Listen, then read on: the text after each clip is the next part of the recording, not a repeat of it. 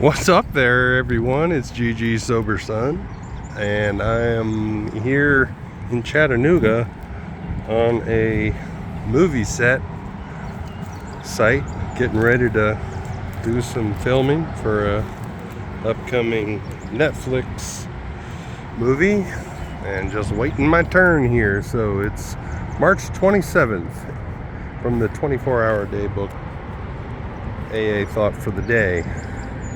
You get the power to overcome drinking through the fellowship of other alcoholics who have found the way out. You get power by honestly sharing your past experience by a personal witness. You get power by coming to believe in a higher power, the divine principle in the universe which can help you. You get power by working with other alcoholics. In these 4 ways, thousands of alcoholics have found all the power they needed to overcome drinking. Am I ready and willing to accept this power and work for it? Amen. Yeah, definitely sharing experience is a huge benefit of recovery. It gets us out of the shadows, kind of thing, and it lets us know that we're not alone, no matter what we've done. Only when we start thinking and you know that we're somehow not as low bottom a drunk or whatever, and that may be the case. We're going to meet a lot of people who have what do they say? No matter how far down the scale we have gone, we will see how our experience can benefit others. And sometimes some of us go further down the scale. That's just how it goes. But it doesn't mean that we're a higher caliber of drunk. When we break it down and we see that we have all the same ideas, emotions, and attitudes toward life, us alcoholics, that's when we get the breakthrough. That's when we realize that we're not alone. When we look for the similarities rather than the differences, that is where the freedom is. That's where the connection is made. And that's where we come out of the shadows and connect with the world around us. It's hugely important. Meditation for the day. The power of God's Spirit is the greatest power in the universe.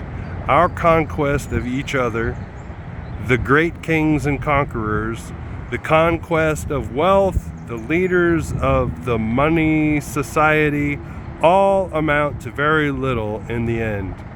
But he who conquers himself is greater than he who conquers a city. I think that's scriptural.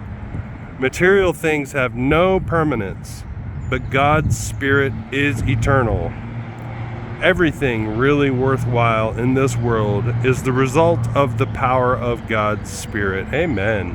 Everything really worthwhile in this world. Yes, and that is where it's like keeping the main thing brings all the other good stuff. All the really substantial, wonderful, amazing things that happen in my life are stuff that just happen. You know, like this morning, we got on the bus to come up here from Atlanta, and this woman sat next to me. It was like, it had to have been like 4 a.m, and she just sat next to me. Do you mind if I sit next? I'm like, fine, that's all right. Anyway, we get to talking because we're both, pretty excited about what's happening, and come to find out, she's from my same hometown, and I'm from a very small town in Ohio, population about 35,000 people, I mean, I know some people are like, that's not a small town, but it's obscure. And I can't imagine the odds that just on a just so happens that in Atlanta,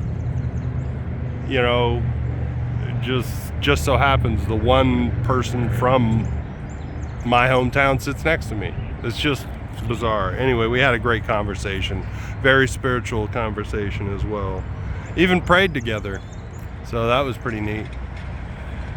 Prayer for the day. I pray that I may open myself to the power of God's Spirit. I pray that my relationships with others may be improved by this Spirit. And that certainly did this morning. Don't know what it means that such a against the odds circumstance should present itself, but it's pretty neat, and I'll take it. And I've already told my mom and sister, and they're just blown away. So it should be interesting to see how things go. But I'm doing what I love. Look up, aim up, rise up. Love y'all.